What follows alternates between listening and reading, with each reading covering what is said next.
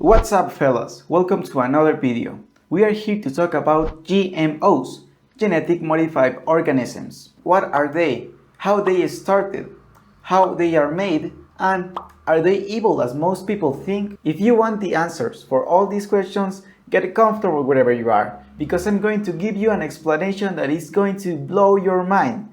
Let's start.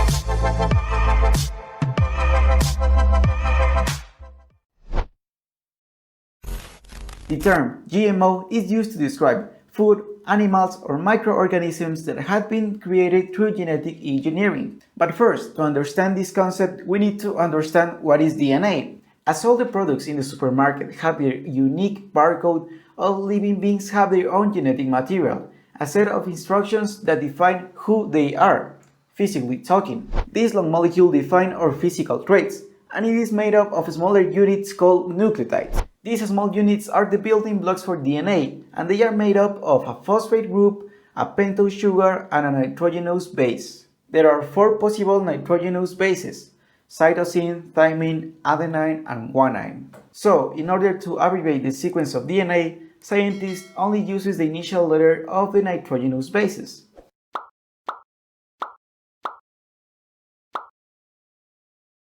The thing with GMOs is that scientists change a specific part of DNA to change a specific trait of an organism.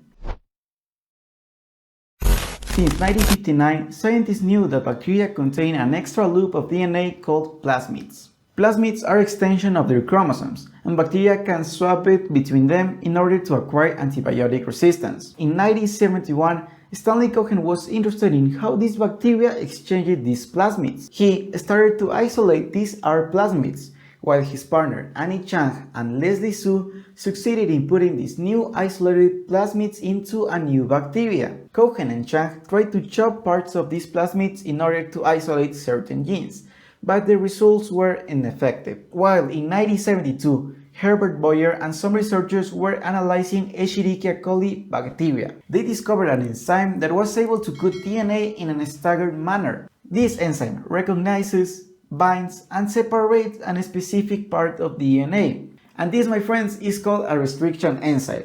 In this case, we are talking about EcoR1. Indeed, Boyer had the missing part that Cohen and Chang were looking for. So, after a legendary meeting in Hawaii, Cohen and Boyer shared their experiments in a napkin. Cohen's group sent the purified plasmids from E. coli to Boyer's lab. Once there, with the help of restriction enzyme, they cut certain parts of the plasmids to rearrange it.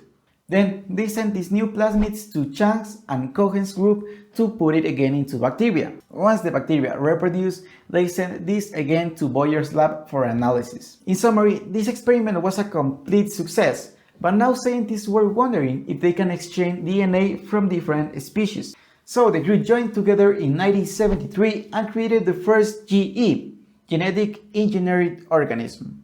They took a piece of DNA from African cloud frog and put it into E. coli bacteria with the help of plasmids. The credit for DNA recombinant technology mostly goes for Cohen and Boyer, but I don't understand why people forget about Chang's contribution to the investigation. Come on, her name is in the paper. Give Chang some credit.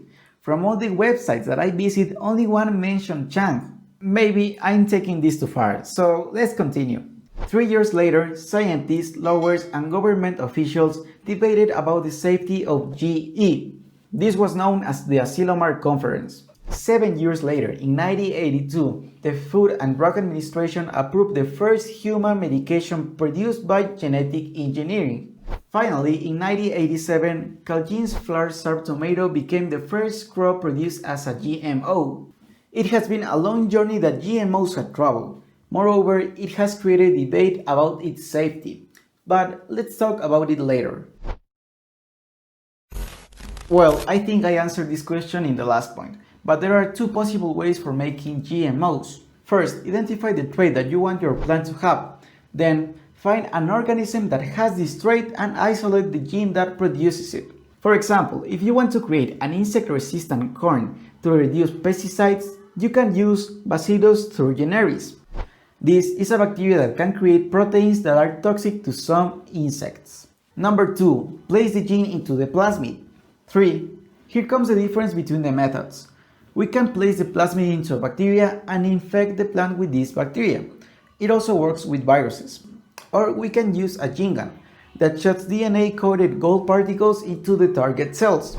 And number 4. We grow the plant into a greenhouse to analyze if there are secondary effects.